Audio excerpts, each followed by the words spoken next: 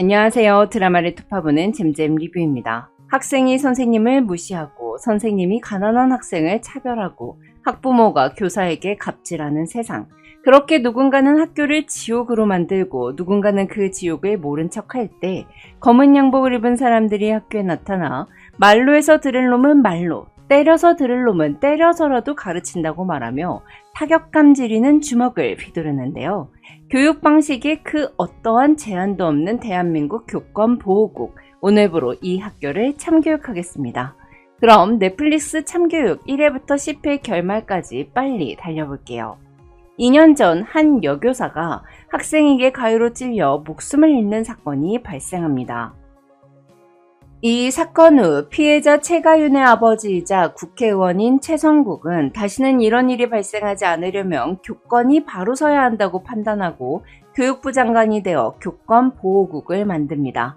그리고 죽은 딸의 약혼자였던 나아진을 교권보호국 감독으로 투입하죠. 1회 첫 번째 참교육 대상자는 국회의원 아들 류준영인데요. 류준영은 아버지가 유력한 차기 대통령 후보라는 점을 이용해 학생과 선생들 사이에서 왕노릇을 하며 한 학교 전체가 한 명을 왕따시키는 전따 제도를 만들었습니다. 그러던 중 전따를 당하던 박대석이 스스로 목숨을 끊었으나 학교는 학폭 피해자의 죽음을 성적 스트레스로 덮었죠. 이에 학교를 접수한 교권보호국 감독 나아진은 류준영에게 찰진 기싸대기를 열방을 날리며 이제부터 하루하루가 지옥 같을 거라고 경고하는데요. 이후 최강석은 류준영의 아버지인 류강필의 성추행 및 금품수수 비리를 터뜨려 정치 생명을 끝냈고, 아빠가 무너지자 이번엔 류준영이 전따를 당하게 됩니다. 열받은 류준영은 교실에 기름을 뿌리고 불을 지르려 하는데요. 그런데 그 순간 나아진이 오히려 류준영의 코앞에 불을 붙여 너가 만든 지옥이 어떤 건지 제대로 보여주며 참교육을 시켜버리죠. 결국 류준영과 일진들은 박대석의 죽음에 책임을 지고 감옥에 갔고 교권국 홈페이지에 학폭 가해자로 박제됩니다. 2회의 참교육 대상자는 구운 하이텍 고등학교인데요. 여기는 공부를 안 해요. 그냥 수업 시간에 전기과랑 자동차과가 패싸움 해버리는 학교예요. 학생들 다 기본적으로 문신이 온몸에 가득하고 천생보기를 개똥처럼 알고 있죠. 3학년 통합작인 장권혁은 졸업하기도 전에 이미 조폭 조직에 가입되어 있는 상태고요.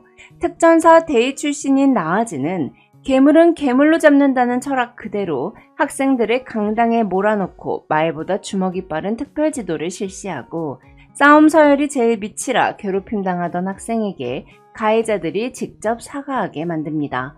그리고 학교에서는 주먹이 아니라 연필을 들어야 한다는 걸 화끈하게 가르쳐 주는데요. 그렇게 나아지는 괴물은 괴물로 접고 결국 학생은 다시 학생으로 돌려놓습니다. 3회 참교육 대상자는 60만 인플루언서인 한혜리입니다. 한혜리는 SNS를 통해 마음에 안 드는 선생님을 성추행범으로 몰아 결국 스스로 목숨을 끊게 만들었고, 아이들을 선동해 담임을 철저하게 무시하는 공기놀이를 하고 있었어요. 여고라는 특성상 이번에는 교권국 신입감독관 이만님이 학교를 접수하는데요. 나아진이 눈에는 눈, 이에는 이로 나름 공평하게 갚아주는 스타일이라면 특전사 중사 출신인 이만님은 그런 계산 따윈 안 하는 그냥 또라이를 잡으려고 데려온 더 큰 또라이예요. 교권국에 한혜리를 신고한 건 사실 학생들이었습니다. SNS로 사람을 매장시키는 예리가 무서워서 겉으로는 내색하지 못했지만 정선영 선생님을 지켜달라고 부탁했던 건데요. 이만님은 무력을 이용해 SNS를 악용하는 학생들에게서 전부 핸드폰을 뺐고, 교권국의 봉근대 사무관이 예리의 SNS 계정을 해킹해 그녀가 올린 게시물들을 다 삭제한 후 한예리의 실체를 SNS에 올려버리죠. 자신이 한 거짓말이 들통나며 나락으로 떨어진 한예리는 시카를 들고 담임의 집으로 찾아가고, 담임이 아파트 베란다에서 추락할 뻔한 위기 상황에 때마침 등장한 나아진이 담임을 껴안고 추락하며 자기가 온몸으로 충격을 흡수합니다. 이후 교권국의 최성국은 교사를 향한 사이버 폭력도 앞으로는 참교육 대상이라고 선언하고, 한예리는 성추행 교사 무고, 교사 왕따 주도, 학교 폭력 주도로 결국 소년원에 가게 되죠. 이 과정에서 나아지는 한예리가 중학교 때 담임인 천상열한테 끔찍한 일을 당해 교사를 증오하게 됐다는 사실을 알게 되고 그 다음 참교육 대상자로 천상열을 지목합니다. 사회의 빌런 천상열은 겉으로는 학생들의 미래를 위해 헌신하는 교육자이자 차기 서울시 교육감 후보감으로 거론될 만큼 명망 높은 교사인데요. 사실은 학부모에게 돈을 받고 시험지를 유출하는 것도 모자라 가정환경이 어려운 학생들을 압박하여 고의로 성적을 떨어뜨리는 파렴치한 짓도 서슴지 않는 쓰레기였어요.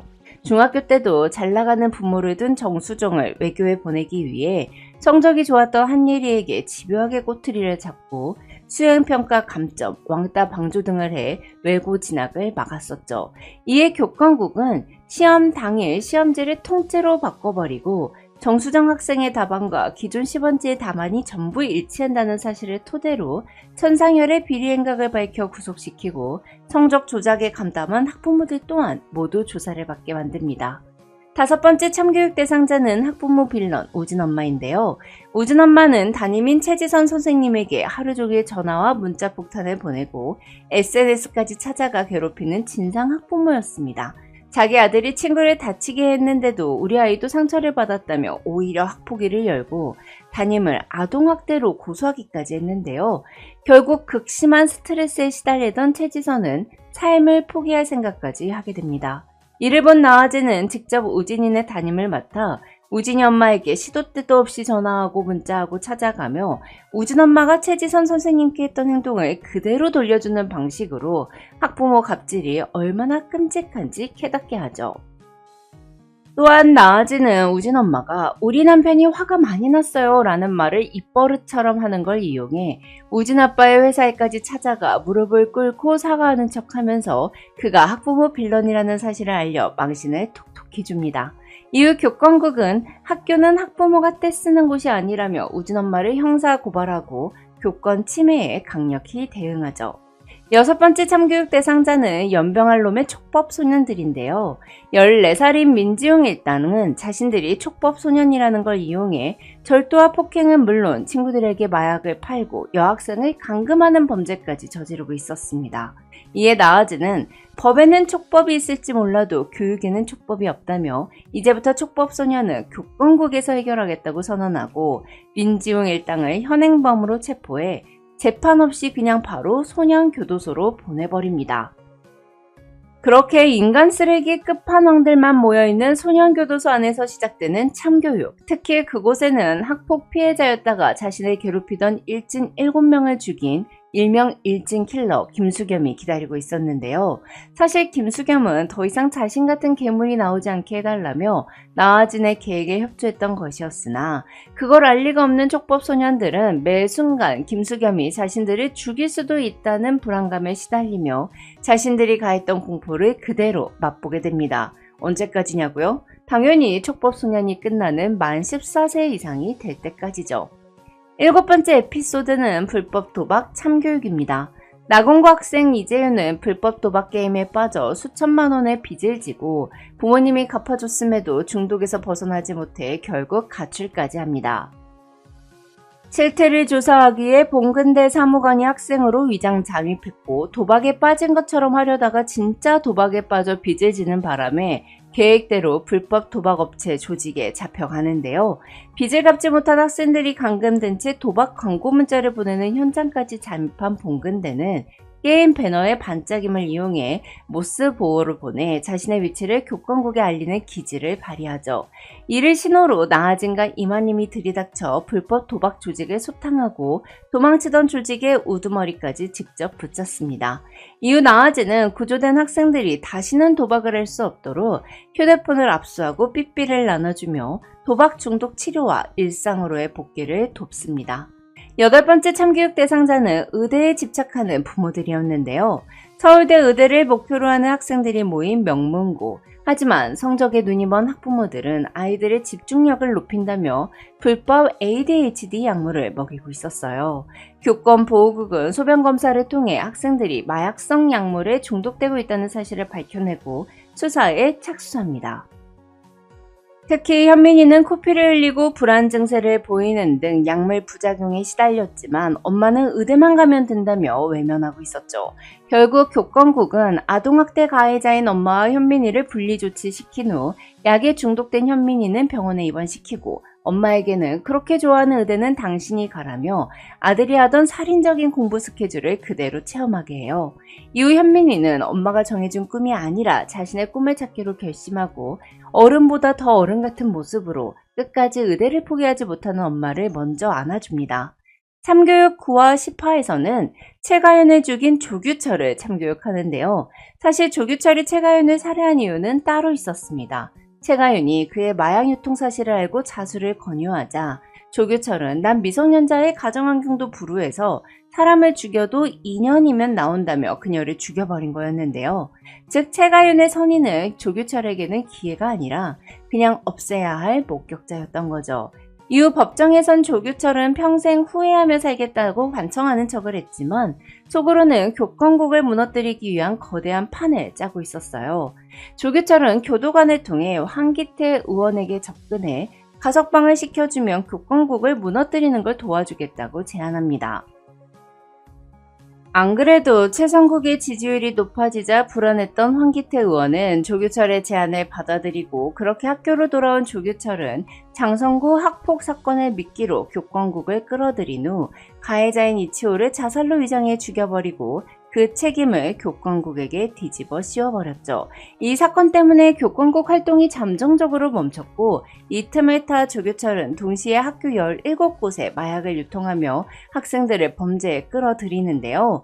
하지만 이 모든 것은 나아진과 교권국이 조규철의 직접적인 범행 증거를 잡기 위해 준비한 역함정이었어요. 교권국은 그들이 도왔던 교사들과 그들에게 참교육을 받은 후 세 사람이 된 구은 하이텍고등학교 학생들과 힘을 합쳐 조규철의 마약 유통 증거를 확보하는 데 성공합니다. 이에 궁지에 몰린 조규철은 나아진을 칼로 찌르고 최가윤의 죽음을 비웃으며 끝까지 반성하지 않는 모습을 보이는데요. 하지만 나아진은 칼빵을 진짜 많이 맞았음에도 쓰러지지 않았고 조규철은 마약 유통과 살인미수 등의 혐의로 체포되죠. 이어 황기태 의원 또한 조규철이 이치호를 죽였다는 걸 알고 있었음에도 묵인한 채로 구속됩니다. 또한 최성국은 황기태에게 너 같은 어른 때문에 학생들이 괴물이 되는 거라며 황기태에게 주먹 한 방을 날려버리죠. 학교를 지옥으로 만드는 사람들은 아직 남아있고 교권 보호국이 참교육해야 할 빌런들도 아직 많이 남아있는데요. 원작 웹툰이 아직 연재 중인 만큼 시즌2가 꼭 나와서 빌런들을 싹 다 참교육하는 날이 왔으면 좋겠네요. 그럼 저는 또 다른 드라마 리뷰로 돌아올게요. 지금까지 잼잼 리뷰였습니다. 감사합니다.